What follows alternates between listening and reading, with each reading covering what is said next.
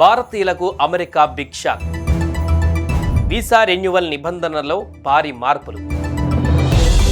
12 నెలల్లోపు ముగిసే వారికే దరఖాస్తుకు ఛాన్స్. 41 దేశాలపైన ట్రావెల్ బ్యాన్ ప్రతిపాదనలు. H1B వీసాదారులు అమెరికా దాటి వెళ్లొద్దని హెచ్చరిక.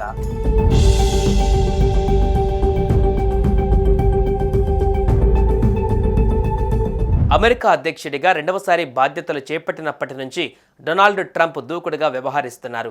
అమెరికాను మళ్లీ సుసంపన్నం చేసి ప్రపంచంలోనే నెంబర్ 1గా నిలిపేందుకు ప్రయత్నిస్తున్నారు.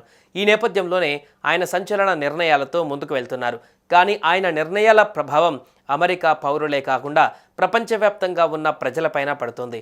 ముఖ్యంగా వలసదారుల విషయంలో ఆయన కఠినంగా వ్యవహరిస్తున్నారు. ఈ క్రమంలో వీసాల జారీలో మరింత కఠిన నిబంధనలు తీసుకువస్తున్నారు.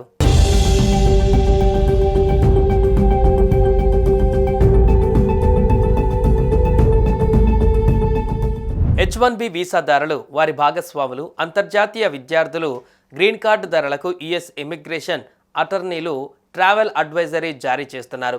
ప్రపంచవ్యాప్తంగా 41 దేశాలపైన ట్రంప్ ట్రావెల్ బ్యాన్ ప్రతిపాదనలు తెరపైకి తీసుకువచ్చిన విషయం తెలిసిందే. ఈ నేపథ్యంలో రెన్యువల్ కోసం వీరు వారి దేశాలకు వెళ్తే తిరిగి అమెరికాకు రావడం కష్టతరం అవుతుందని పేర్కొన్నారు.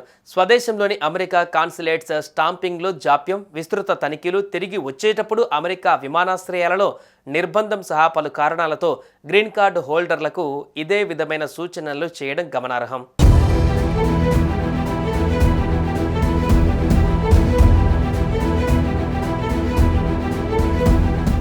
ప్రస్తుతం అమెరికా దాటి వెళ్లాలనుకునే విదేశీయులు, ముఖ్యంగా H1B visa, F1 visa renewal కోసం వెళ్లేవారు 1కి 2 సార్లు ఆలోచించుకోవాలని సీటెల్ ఇమిగ్రేషన్ అటార్నీ కృపా ఉపాధ్యాయ్ సూచించారు. ఇంటర్వ్యూ మినహాయింపు వీసాదారులకు యుఎస్ ఇమిగ్రేషన్ డిపార్ట్మెంట్ అర్హతలలో మార్పులు చేసింది. గతంలో దరఖాస్తుదారులు ఏదైనా కేటగిరీలో వలసేతర వీసా పొంది గడువు ముగిసిన 48 నెలల్లోపు దరఖాస్తు చేసుకుంటే ఇంటర్వ్యూ నుంచి మినహాయింపు ఉండేది.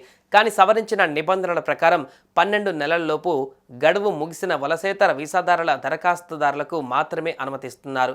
అందువల్ల F1 వీసా ఉన్న ఇంటర్నేషనల్ స్టూడెంట్స్ H1B వీసాదారులు ఇంటర్వ్యూ స్లాట్ కోసం వేచి ఉండాలని ఉపాధ్యాయ్ చెప్పారు.